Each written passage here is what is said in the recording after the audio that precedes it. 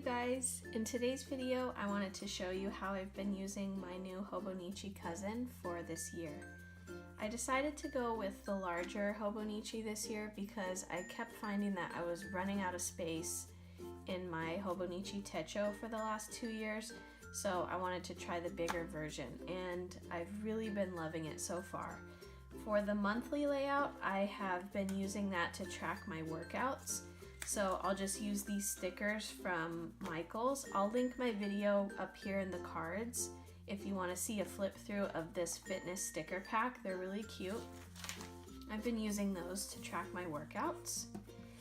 And these vertical weekly pages are blank because I don't know what to do with them. If you have any suggestions, please leave those down below for me.